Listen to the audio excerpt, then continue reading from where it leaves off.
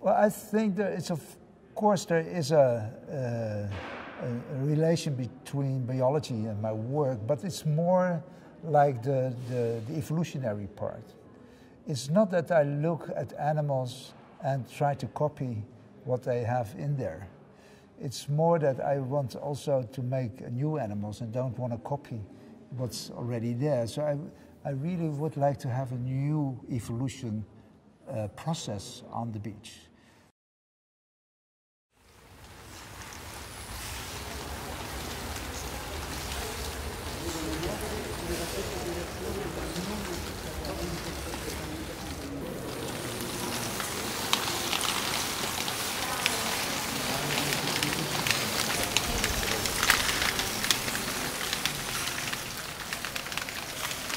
An engineer, when he builds a bridge, he really needs to think forward, and he has to be sure that everything works nice, that it doesn't collapse, right? So, and in my case, I just have an idea in the morning, and I go to my workshop and I build it in an hour maybe, and then I can take my conclusions after an hour. And usually that conclusion is negative because the idea is not to be realizable. Always the tubes, they protest, they never want to do what I want to do. And they seem to have other ideas. So I have to follow what the tubes want. And that road is very unpredictable and very capricious. And I don't know where I'm going. And in the end, it turns out that the tube's ideas are a lot better than my ideas. I think it's a real evolutionary process. It's not something what you could call intellectual design. We have a lot of mutants, a lot of disappointments, lots of things which don't work, but somehow it moves in a way which is natural to the tubes and natural to the environmental things like the wind and the sand on the beach. Also, at the end of the process, I'm surprised myself how beautiful the beast became, because I was not really working on beauty when I was making them. I forgot all about beauty or things. I just wanted to make it work. And I think that's also thanks to the tubes that they take the right decisions to make it beautiful.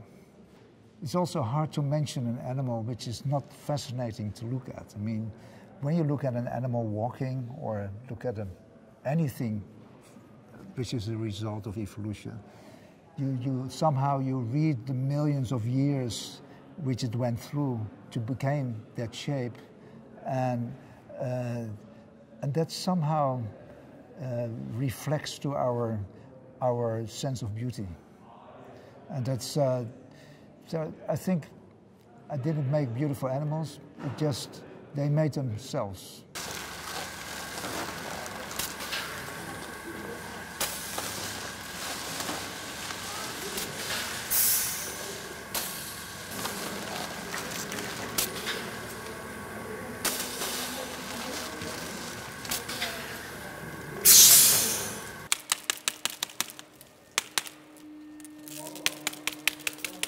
Understand that people want to somehow to classify what people do, right? It's and of course all these labels like artist or scientist are all made by the institutions. I mean, since the institutions we have a profession and we want to do things professional. When I'm on the beach and I'm working there under the clouds, I feel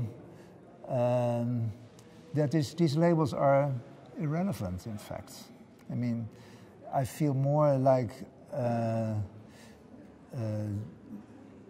working in the rain, you know, more like a sort of Eskimo who is out there living 20,000 years ago, or and so time and place is not really relevant anymore. And an Eskimo doesn't know anything about art or a museum, and they make art, they make little sculptures, and he is very busy with the technology of the Kajak maybe, And so on that moment, I feel more like an Eskimo than like an artist.